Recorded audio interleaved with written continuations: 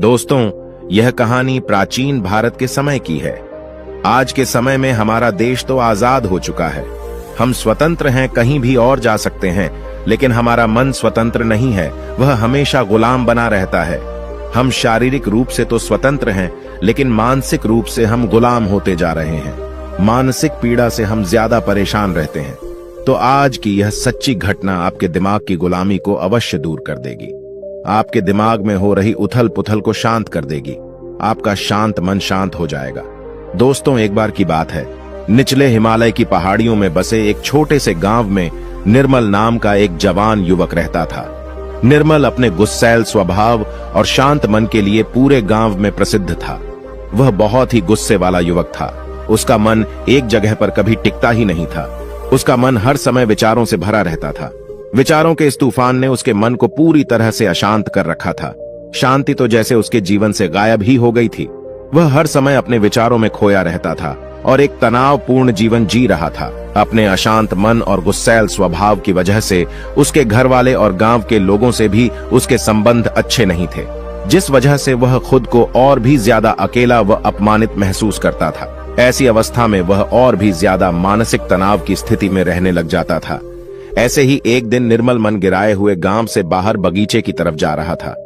उसका किसी से बात करने का मन भी नहीं हो रहा था, क्योंकि वह अपनी जिंदगी से और शांत मन से बहुत ही ज्यादा परेशान था। उसे कुछ भी समझ में नहीं आ रहा था कि अब उसे क्या करना चाहिए। गांव से बाहर बगीचे में वह हर बार की तरह अपने दोस्तों से मिलकर अपनी बातें उन्हें बताया करता था। आज वह उसी बगीचे में गया तो उसके दोस्तों ने पूछा कि निर्मल, आज तुम बहुत ज्यादा ही निराश हो, इतना परेशान हो। क्यों नहीं तुम उस पहाड़ी के पीछे एक आश्रम है, उसमें एक बौद्ध महात्मा रहते हैं, वह बहुत ही ज्ञानी हैं। क्यों नहीं तुम उनके पास जाते हो, वह तुम्हारी सारी समस्याएं दूर कर देंगे। अपने दोस्त की बात मानकर निर्मल उन बौद्ध महात्मा से मिलने अगले दिन सुबह के समय ही अपने घर से निकल पड़ा। जब वह सुबह वहां पर पहुंचा तो उसने उन बौद्ध महात्मा को देखा कि वह सुबह के समय आश्रम में लगे पौधे को पानी दे रहे थे। चारों तरफ चिड़ियों की चहचहाहट से आश्रम का वातावरण सुबह के समय बिल्कुल खिल उठा था। पौधे को पानी देने के बाद वह महात्मा एक पेड़ के नीचे ध्यान की अवस्था में बैठ गए। बौद्ध भिक्षु के चेहरे से एक शांति झलक रही थी। इस असीम शांति ने निर्मल को बौद्ध भिक्षु की ओर आकर्षित कर लिया। जब निर्मल बौद्ध भिक्षु के निकट पहुंचा तो उसने उनके चारों तरफ एक सकारात्मक ऊर्जा का अनुभव किया। निर्मल को यह महसूस हुआ कि इस अद्भुत शांति और सकारात्मक ऊर्जा का स्रोत कहीं न कहीं बौद्ध भिक्षु के भीतर ही है। इसीलिए वहीं बैठकर बौद्ध भिक्षु की आंख खुलने का इंतजार करने लगा। थोड़ी देर बाद जब बौद्ध भिक्षु ने अपनी आंखें खोली तो उन्होंने अपने सामने एक जवान लड़के को बैठा पाया, जो कि काफी तनावग्रस्त और नकारात्मक भावनाओं से भरा हुआ लग रहा था।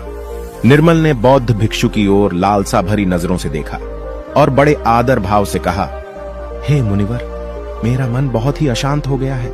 मेरे मन के विचार मुझे खाए जा रहे हैं। मैं एक क्षण के लिए भी शांति का अनुभव नहीं कर पा रहा हूं। इस वजह से हर समय मैं बहुत ही गुस्से में रहता हूं। थोड़ी सी बात पर हम गुस्से से उत्तेजित हो जाते हैं।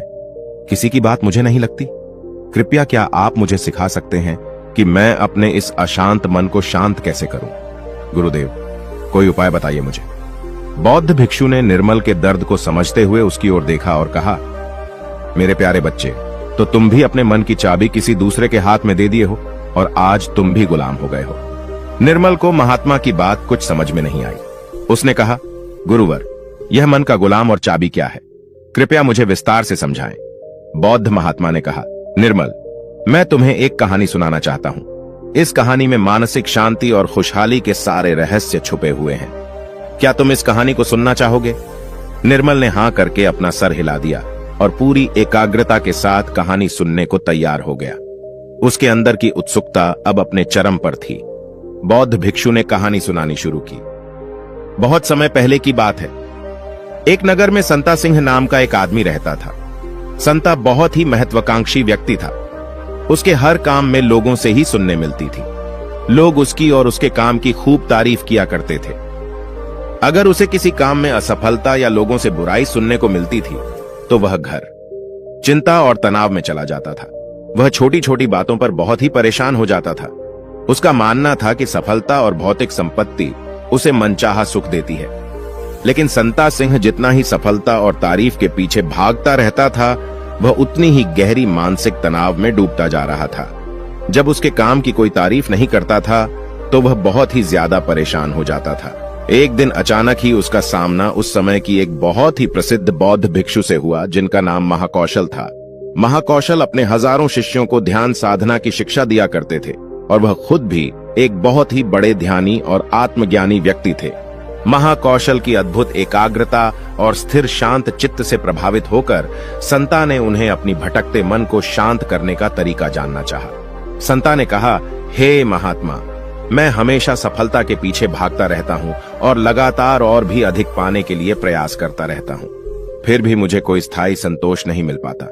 मैं सफल भी हो जाता हूँ, लोग मेरी तारीफ भी करते हैं, लेकिन मुझे अंदर से संतुष्टि नहीं मिल पाती है। मेरा मन भटकता रहता है। हे गुरुवर, मुझे इस बेचैनी से और इस शांत मन से छुटकारा पाने के लिए कृपया करके कोई उपाय बताइए। बौद्ध महात्मा ने उसकी तरफ करुणा भरी नजरों से देखा और उत्तर दिया, तुम्हारा मन शांत नदी की तरह है, जो हमेशा बहता और दौड़ता रहता है, कभी भी स्थिर नहीं रह पाता। अपने अशांत मन को शांत करने के लिए तुम्हें अपने विचारों को बिना किसी रुकावट के जाने देने की कला सीखनी पड़ेगी। संत ने कहा, हे महात्मा, लेकिन मैं विचारों को कैसे जाने दे सकता हूं? आखिर मैं भी तो अपनी इच्छाओं और महत्वाकांक्षाओं से जुड़ा हुआ हूं। यह सुन भिक्षु महाकौशल मुस्कुराए और बोले, कल्पना करो कि तुम्हारे हाथ में पानी से भरा हुआ ग्लास है। अब तुम जितनी देर इसे पकड़े रहोगे, यह उतना ही भारी होता चला जाएगा, और अगर तुम काफी लंबे समय तक इसे पकड़कर रखोगे तो तुम्हारे हाथ में दर्द होना शुरू हो जाएगा। लेकिन अगर तुम अपनी पकड़ ढीली करते हो और इसे जाने देते हो तो इसका भार खत्म हो जाएगा। निर्मल अपने गुरु द्वारा सुनाई जा रही कहानी और उनके संदेश को बड़े ही ध्यान के साथ सुन रहा था। वह समझ रहा था कि अपने विचारों और इच्छाओं से चिपके रहना ही उसके अशांत मन का कारण है। यह भी एक कारण है जिसकी वजह से उसका मन अशांत है, क्योंकि निर्मल भी संत की तरह ही विचारों को पकड़कर रखता है। छोटी छोटी बातों पर बार बार विचार करता रहता है, जिससे संता की तरह ही उसका मन भी बेचैन रहता है। गुरु कहानी सुनाने जा रहा था और निर्मल सुनते जा रहा था। गुरु ने कहा, बौद्ध भिक्षु, महाकौशल की बातें उस संता को बड़े ही अच्छे से समझ में आ रही थी। बौद्ध भिक्षु महाकौशल की सलाह को मानते हुए संत अपने विचारों को जाने देने का अभ्यास करना शुरू कर दिया। वह अपने विचारों और भावनाओं को बिना किसी पूर्व निर्णय के जाने देता। संत के मन में बस विचार आते और थोड़ी देर उसके दिमाग में रहते और फिर चले जाते, क्योंकि वह उन विचारों को अपने दिमाग में बैठने नहीं देता था। जब विचारों को दिमाग में बैठने की कोई जगह नहीं मिलेगी तो विचार खुद ब खुद अपने आप चले जाएंगे। महाकौशल भिक्षु ने कहा, इंसान बेवजह अपने विचारों को अपने दिमाग में बैठने की जगह दे देता है। वह जितना ज्यादा किसी बात पर विचार करेगा, उसके दिमाग पर विचार उतना ही गहरा असर डालता चला जाएगा, अर्थात उतना ही जगह बनाता चला जाएगा। क्योंकि इंसान जितना ज्यादा विचार करेगा, विचार उसके दिमाग में उतना ही ज्यादा जगह बना लेगा, और जब विचार जगह बना लेता है तो वह जल्दी दिमाग से निकलता नहीं है। महाकौशल भिक्षुक ने संता से कहा कि जो चीजें घटित हो चुकी हैं, जो घटनाएं घटित हो चुकी, या जो कुछ तुम्हारी जिंदगी में हो चुका है, तुम्हारे साथ चाहे वह कितना भी बुरा क्यों ना हुआ हो, अगर अब आप उन विचारों को अपने दिमाग में बैठने देंगे, उन पर विचार करेंगे, तो आपका दिमाग कभी भी शांत नहीं रहेगा, क्योंकि जो घटनाएं घटित हो चुकी हैं उसे आप बदल नहीं सकते हैं। चाहे मैं कहूं कि जैसे बारिश हो रही है, यह भी एक घटना ही है। अब बारिश हो चुकी है और हम सोचे न हुई होती तो ज्यादा सही रहता, तो इस बात का कोई मतलब नहीं रह जाता। अब बारिश हो चुकी है, अब तो जो होना था हो गया है। उसी तरह से अगर आपकी भी जिंदगी में कुछ बुरा हो गया हो तो अब वह बुरा तो हो चुका है। अगर आप अब उस बात पर जितना ज्यादा जोर देंगे तो वह आपके दिमाग में उतना ही ज्यादा जगह बनाता चला जाएगा। इसलिए संता, ऐसे समय में अगर आपके दिमाग में बहुत सारे विचार आ रहे हैं, आपके दिमाग को शांत कर दे रहे हैं, तो आप उस पर विचार मत कीजिए। बस उन विचारों को आने दीजिए और उस पर आप ज्यादा सोचिए नहीं। विचार आएंगे और थोड़ी देर बाद चले जाएंगे। जब उन्हें आपके दिमाग में बैठने की जगह नहीं मिलेगी तो खुद ब खुद विचार आपके दिमाग से दूर होते जाएंगे और आप फालतू की बकवास से अपने आप को बचा लेंगे। कई बार कुछ लोग छोटी छोटी बातों पर बहुत ज्यादा ही सोचने लग जाते हैं, फिर वह उतना ही ज्यादा परेशान रहते हैं। महाकौशल भिक्षु ने कहा, संता, अब तुम खुद ही अपने आप को देख लो। तुम यही सोचते हो कि लोग मेरी तारीफ नहीं कर रहे, या जिस दिन तुम्हारे काम की तारीफ हो गई तो उस दिन तुम्हें बहुत ही अच्छा लगता है, लेकिन जिस दिन तुम्हारे काम की तारीफ नहीं हुई तुम्हें बहुत खराब लगता है। अर्थात तुम अपनी जिंदगी की खुशी खुद दूसरे के हाथों में सौंप दिए हो, अपनी खुशी दूसरों के हाथ में सौंप दिए हो। तुम्हें क्या मिल जाएगा अगर कोई तुम्हारी थोड़ी तारीफ भी कर देगा? वह तुम्हें थोड़ी देर के लिए शांति तो जरूर देगा, चंद पलों के लिए, लेकिन उसके बाद तुम फिर अपनी तारीफ पाने के लिए दोबारा से वही काम करने लगोगे। पूरे दिन पूरी रात तुम इसी सोच में बिता देते हो कि मैं कितना बढ़िया काम करूं कि लोग मेरी तारीफ करें, या ऐसा क्या करूं, कितना बड़ा बन जाऊं कि लोग मेरी तारीफ करें। ये विचार तुम्हारे दिमाग में जगह बना बैठा है। इस विचार से तुम हमेशा परेशान रहते हो। तुम्हें अपने दिमाग से इन विचारों को जगह नहीं देना है।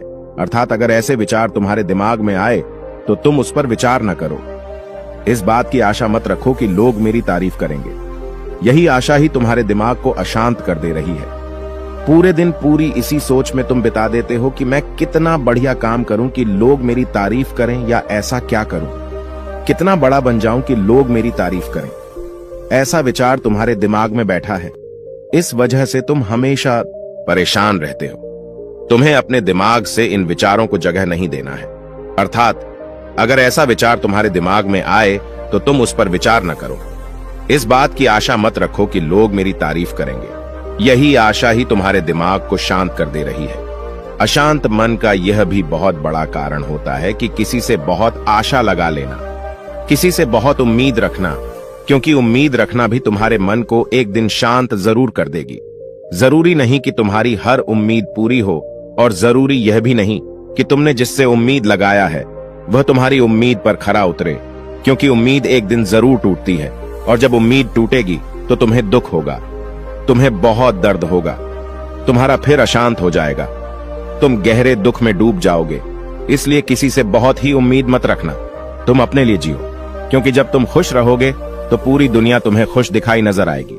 वह तुम्हारी अपनी खुशी है, इसे तुम अपने हाथों में रखो, क्योंकि इस दुनिया में तुम अकेले आए हो और अकेले ही जाना है, तो अपनी जिंदगी अपने हिसाब से जियो। लोग सबसे ज्यादा इसलिए परेशान रहते हैं क्योंकि वह सोचते हैं कि दुनिया क्या कहेगी, लोग क्या कहेंगे, भविष्य मेरा कैसा होगा, उसने मुझे आज ऐसा कह दिया। यही सब विचार उसके दिमाग में जगह बना लेते हैं, और जब विचार जगह बना लेते हैं, आपके दिमाग में बैठने की जगह उन विचारों को मिल जाती है, तो वे उतनी आसानी से आपके दिमाग से नहीं निकलेंगे। आप कितना भी पूजा पाठ क्यों न कर लें, आपका दिमाग शांत ही रहेगा। संता ने कहा, गुरुवर, मेरे साथ भी ऐसा ही हो रहा है। मैं यही सोचता हूं कि पूजा पाठ कर लूं तो मेरा दिमाग शांत हो जाए, लेकिन यह शांत होता ही नहीं। जब तक मैं पूजा पाठ करता हूं तब तक तो मुझे शांति मिल जाती है, लेकिन फिर उसके बाद मेरे दिमाग में वही सब विचार आने लगते हैं। महाकौशल भिक्षुक ने कहा, संत, अपने आप को जागरूक करो, समझो इस बात को कि असली शांति किस तरीके से प्राप्त की जा सकती है। पूजा पाठ तो तुम्हारी नित्य प्रतिदिन की क्रिया है, इससे तुम्हारा दिमाग शांत नहीं होने वाला है जब तक कि तुम ध्यान में बैठकर अपने विचारों को समझने का प्रयास नहीं करोगे, अपने आप को जागरूक नहीं करोगे कि कौन से विचार हमारे लिए अच्छे हैं और कौन से विचार हमारे लिए बुरे हैं। विचारों को अपने दिमाग में आने दो और उन्हें जाने दो, उन्हें जगह मत दो। अर्थात उन विचारों पर ज्यादा जोर मत दो, और अपनी आजादी की चाबी अपने हाथ में रखो, किसी के हाथ में मत रखो, वरना तुम कभी स्वतंत्र नहीं रह पाओगे। शारीरिक रूप से तो तुम आजाद हो, लेकिन आंतरिक रूप से तुम गुलाम हो। आंतरिक रूप से भी खुश होने का प्रयास करो, आंतरिक रूप से भी खुद को स्वतंत्र रखो। अपने स्वतंत्र होने की चाबी अपने हाथ में रखो। यह दुनिया है, इसका काम है बोलना बोलकर आपको परेशान करना। जितना आप इस बात से परेशान होंगे, लोगों को और मजा आता जाएगा। वे तुम्हें और ज्यादा परेशान करने की कोशिश करेंगे। तुम्हारी आंतरिक स्वतंत्रता रूपी चाबी को वह तुमसे छीनने का प्रयास करेंगे। इसलिए अपनी चाबी किसी को मत दो। इस दुनिया में कुछ भी स्थायी नहीं है, सब कुछ बदलता रहता है। एक समय के बाद सब कुछ बदल जाता है। एक दिन तुम्हारे चाहने भी तुमसे दूर हो जाएंगे, फिर कोई और आएगा। आज तुम यहां हो मेरे सामने, कल तुम कहीं और होगे। जब इस दुनिया में कुछ भी स्थायी नहीं है, सब कुछ बदलने वाला है, तो तुम अपने दिमाग में विचारों को क्यों स्थायी जगह दे रहे हो? ऐसे विचारों को क्यों तुम बार बार सोच रहे हो? खुद को स्वतंत्र रखो, अंदर से भी और बाहर से भी। अंदर से स्वतंत्र रखना बहुत ज्यादा जरूरी होता है। महाकौशल की बात सुनकर संता को सब उत्तर मिल चुका था। इधर गुरु ने कहानी का अंत किया और कुछ देर शांत होकर निर्मल से पूछा, निर्मल, कुछ समझ में आया तो? उत्तर मिला कि नहीं, निर्मल तो मानव एक मूर्ति के समान। वह गुरु को एकटक देखता ही जा रहा था। उसके मुख से कुछ भी निकल नहीं रहा था, क्योंकि ऐसी बातें आज से पहले वह कभी किसी के मुख से सुनी नहीं थी, या ऐसी कहानी अपने गुरु के मुख से सुनी कि जो शायद उसे जीवन की सच्चाई बता गई, शायद उसे जीवन का रहस्य भी पता चल गया। वह बिल्कुल मौन हो गया था। कुछ देर बाद निर्मल ने अपनी चुप्पी तोड़ी और कहा, हे गुरुदेव, मेरा कोई प्रश्न नहीं बचा है। अब आपसे विनम्र निवेदन है कि मैं भी आपके साथ इसमें कुछ दिनों के लिए रहना चाहता हूं। मुझे तो इस दुनिया की काफी सच्चाई पता चल गई और मैं आपके साथ रहकर खुद को भी जानने का प्रयास करूंगा और लोगों को भी इस शब्द के बारे में बताऊंगा, इस रहस्य के बारे में उन्हें भी बताऊंगा। आज की कहानी बस इतना ही। मुझे उम्मीद है ये कहानी आपको जरूर पसंद आई होगी और आप पहली बार हैं तो मेरे से जुड़ने के लिए इस चैनल को सब्सक्राइब करना मत भूलिएगा।